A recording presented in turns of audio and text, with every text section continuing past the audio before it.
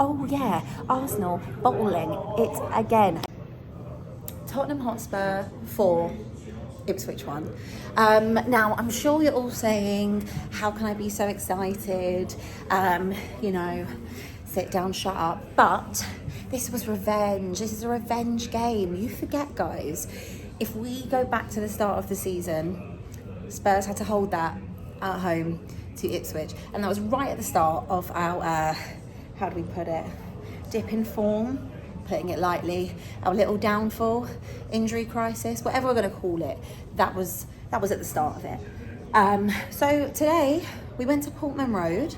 Ipswich had to win. They're fighting for their lives. They're trying to stay up, and they couldn't do it. Spurs went. I'll be honest. It was techie settings. For anyone that has seen the game or is going to watch the highlights of the game, it was looking pretty techie at the start. We honestly probably, if I'm honest, should have been 2-0 down in the first 6 minutes, but they rode the storm. Brennan Johnson back in the starting 11 after coming back from injury. 2 goals. Brennan at the back post. I've told you before, it's inevitable. We love to see that. 2 goals from him, 2 assists from Son. And I'm going to talk about Son because I am obviously critical sometimes of him. And I feel like rightly so. Do you know what? I'm going to rest you actually.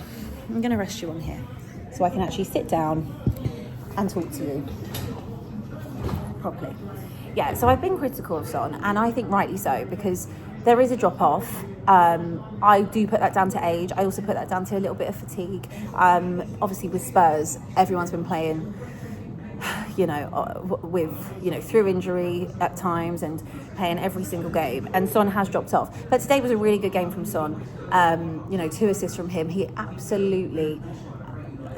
he tore Godfrey apart to the point he came off at half time. This was like old Son that I saw today, and I absolutely loved it. That was a brilliant start for Spurs, to be honest, and rode the storm. Obviously, we did concede Hutchinson with that goal just before half time.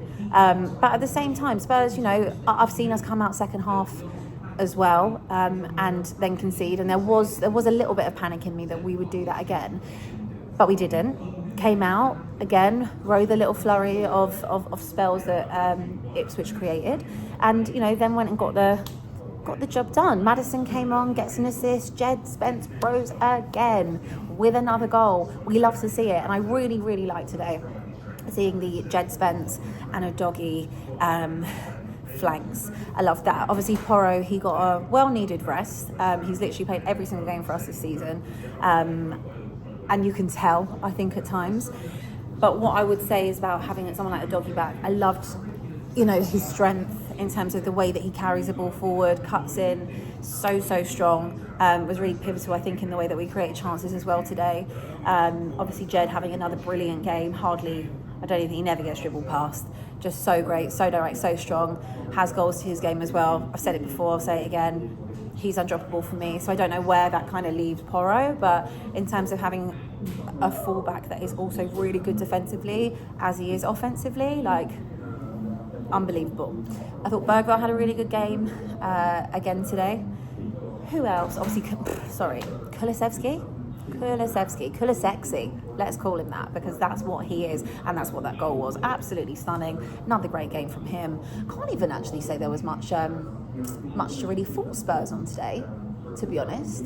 I just want to give special mention to Kevin Danso, because since he's come in, he's actually been really good. I mean, he's kind of fit into the side pretty seamlessly. The best thing when you get someone into the squad, especially as a defender, is that we're not talking about him all the time, being like, oh, okay, there's question marks over him. He's definitely, for me, ahead of Dragusin. That's no competition for me from what I've seen so far. Archie Gray, another good performance from him. Got at quite a few times in the game today, but good recoveries, good performance again for him at centre back. Is that going to be his new role? Am I ever going to see him in the 6? Am I ever going to see him in midfield? Which is what we signed him for. But also from an England standpoint, England also needs centre backs, right? So is there a shout that Archie Gray will become a centre-half? Will he play for England at centre-half? Because he's definitely due a call-up in some way. And I'm also going to argue that actually Jed Spence is due a call-up as well. So we need to keep an eye on that. Just want to talk about Ipswich as well. Thought Leif Davis had a good game. I thought Delap had a really good game, especially the first half in particular. Really direct, really strong. Created loads. I think he'd be a great one for Spurs to kind of look at in the summer, assuming Ipswich go down. If we can maybe just pick some players off. I will mention someone like Matisse Tell, because I didn't actually think it was a brilliant game for him. We go back to that Villa game a couple of weeks ago. The finish for the goal that he scored was brilliant. And even against United, I felt like his hold-up play was good, but in terms of final third and actually putting the ball in the back of the net and just having that little bit of quality, I didn't feel like he was clinical enough against United. And I kind of felt that today. I didn't see too much of him in more of a positive standpoint. I just was a little bit of an average performance. But then again, am I being harsh? Do we just need to allow him time? He is still really young. Obviously, there was a lot of conversation, a lot of talk, a lot of hype about him when signing him because of everyone that wanted him. But yeah, maybe I'm being impatient with that. But I'm just keen to see him take those opportunities as an out-and-out striker before Solanke comes back. Because I remember listening to Florian Plettenberg say before we signed him, he is not a winger, he's a striker. Don't play him on the wing. So I kind of want to see more from him, up front while he's got the opportunity to do that. So yeah, Spurs stay 12th, but they're into the 30s now, which I'm very, very happy about. Next one up, we'll be trying to climb up the table a little bit. I think that we are now 6 points off of maybe Fulham, who are in and around those European spots. If we can capitalise and just keep this little run going, then it breeds for a good second half of the season. And hopefully now we're coming out of our trenches, coming out of, the dark times, the injuries. We're going to get more players back.